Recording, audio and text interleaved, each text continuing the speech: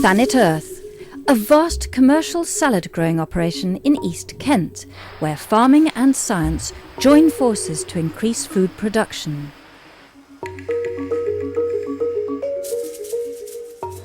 This is a high-tech complex at the forefront of agricultural sustainability in the United Kingdom.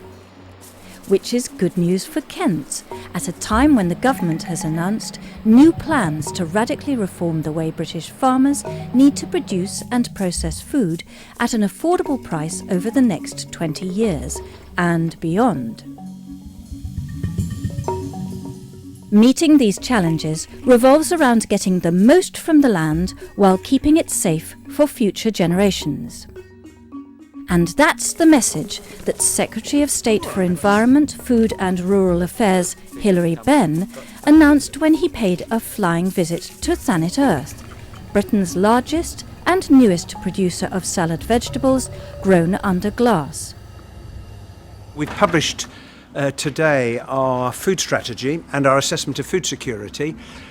If you look back to 2008, when food prices went up, we saw export bans, we saw food riots in some countries, we saw a drought in Australia affecting the price of bread here in the UK. I think it was a wake-up call for the world that we can't take food for granted in the way that we have in the past. And given that we're going to have to feed another 2.5 to 3 billion people in the next 40 to 50 years, and to do that production sustainably is going to be a big challenge. And we are going to have to think about the way in which we use water in particular, and that's why I've come to Thanet Earth this morning, because it's very, very impressive here to see the way in which they're growing tomatoes and cucumbers and peppers, and doing so using a lot less water than traditional ways of growing. They harvest the water off the roof of the greenhouses here. They've got big storage tanks. And they've also got a combined heat and power plant. So they're generating electricity here for local homes. Eventually, about 55,000 homes will get their power from the power plant here. And what Thanet Earth is doing is taking off the heat, which helps to heat the greenhouses when they need to be heated, and the CO2, which helps the plants to grow. So here's a living, breathing example of how we can get food production up, but do it in a way that is sustainable. And that's really the central message of what we're publishing today.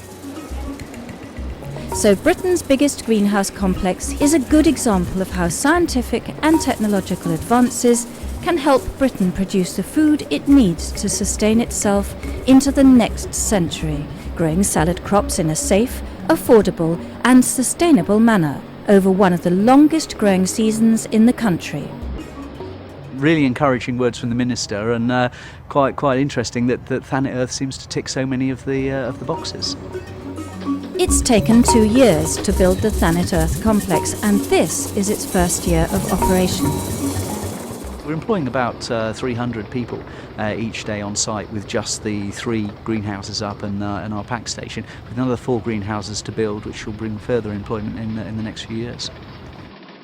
Our tomato, pepper and cucumber market's worth about 1.2 billion in the UK.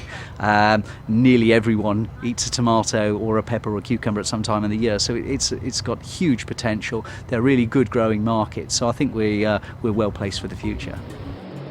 The company claims that its state-of-the-art production and packing centre cuts down on food miles, reduces imports and carbon emissions, thanks to its scientifically controlled environment, reduced energy consumption and water recycling plant that mark it out as something special in Kent.